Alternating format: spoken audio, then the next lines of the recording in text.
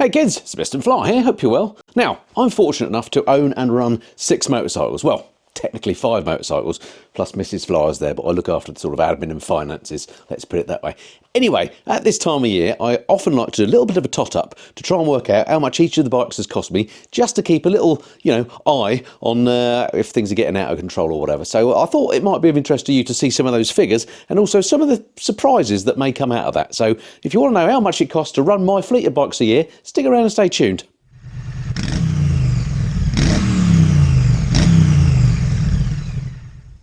So welcome back to the channel, folks, and this end of year tot up at how much my bikes are costing me to run. So what I'm going to do is take each bike in order, starting with the cheapest to run, and go through what that bike has cost me. What I'm not going to do is include fuel, because I didn't make a note of that. If I was any good at this, I would have logged fuel on each of them and worked out a cost per mile and all that sort of thing. I haven't done that. I'm just going to give you the cost of spares, running costs, that sort of thing. So without further ado, let's crack on. Oh, actually, there is a bit more ado. Before I do crack on, as far as insurance is concerned, I've got a couple of policies. One is a multi-bike policy with 4 of my bikes on, and those bikes are the BMW, the Goldwing, the Speed Twin and the Z900 RS. That policy from Bennett's cost me £565 a year, so I've had to come up with like a nominal insurance cost per bike, which works out at £141.26 for each of those 4 bikes. So, which is amazing value, I think. That's one good thing about getting older, is that your insurance premiums tend to go down if you've got a good riding record. So really pleased about that. So that's a nominal insurance cost I've had to put in for those bikes.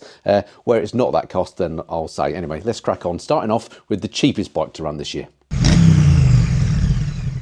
So it may come as no surprise to you to learn that the cheapest bike to run this year out of the fleet has been Mrs. Fly's Kawasaki Z650 RS. That's not because it's a particularly cheap bike to run, it's mainly because we've only had it for 5 months. She got it in July, so it hasn't had a full year of costs involved. But nonetheless, just running this as we are with this format, this is the cheapest bike to run this year. There are a few things that I've not included. Things like the cost for the low seat, lowering the bike, that was included in the purchase cost, so I've excluded that. Also, we added the top box and the rail for that. That was actually given to me by Shad as a freebie, so that's I've excluded that cost as well, but everything else I've included. So I'm gonna have to refer to my notes here, sorry about this.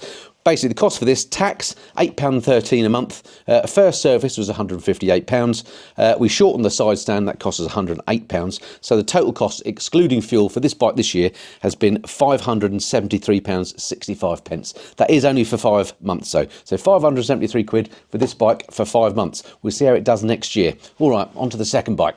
Right, the second most cost-effective bike to run this year is the Royal Enfield Interceptor, my custom bike. Now, this might partly be quite cheap because I haven't actually ridden it that much. I've not done that many miles, and hence it hasn't had any spares or add-ons particularly. But of course, it has had to be MOT, tax insured, all that sort of thing, serviced, what have you. So the costs on this bike then, the insurance, actually this has its own insurance policy, and this is the surprise on this. The insurance policy for just this bike comes in at £269.36.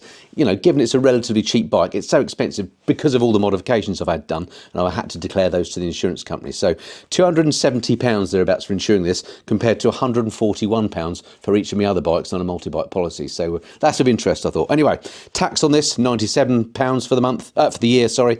MOT and service came to £228. So the total cost for this bike, £595.17. So this is only about 22 quid more than Mrs. Fly's bike was for 5 months. So the only surprise, I guess, with the Enfield is that the insurance is quite high.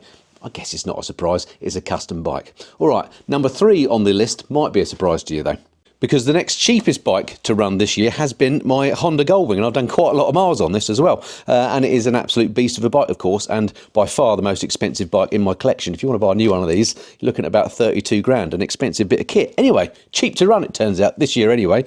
On this, insurance, £141, tax, £97.56. I did have a new tyre that had to be supplied and fitted. That was £293.52. I didn't have to pay for servicing this year, because when I bought the bike, I got a Honda 3x3x3 deal that gave me the first 3 services for free, as well as some extra years warranty and Euro insurance cover, recovery cover, if that makes sense. So in fact, there's no servicing costs on this. There is a tracker subscription that was £119. Total cost then to run this, excluding fuel this year, £651.34. So only, what's that?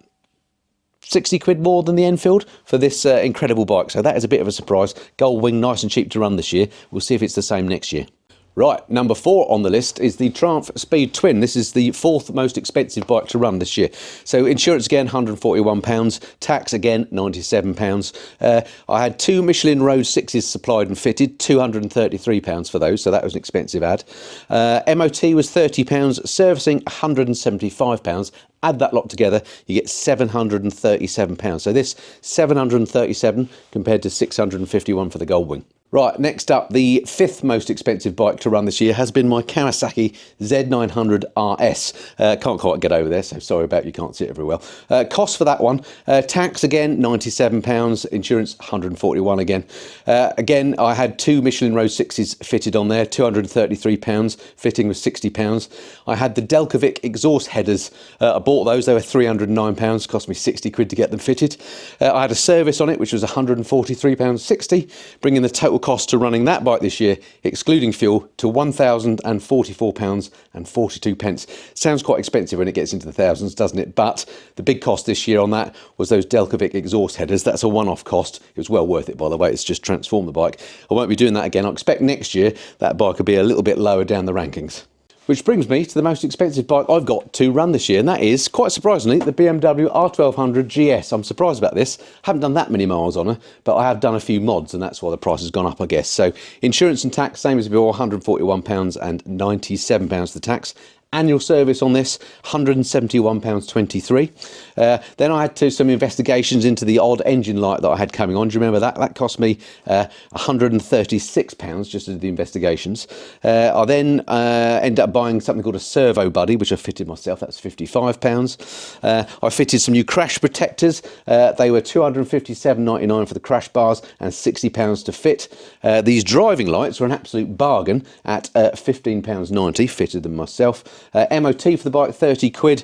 Tracker subscription on this, £119, bringing the total cost to run this bike for the year at £1,084.43.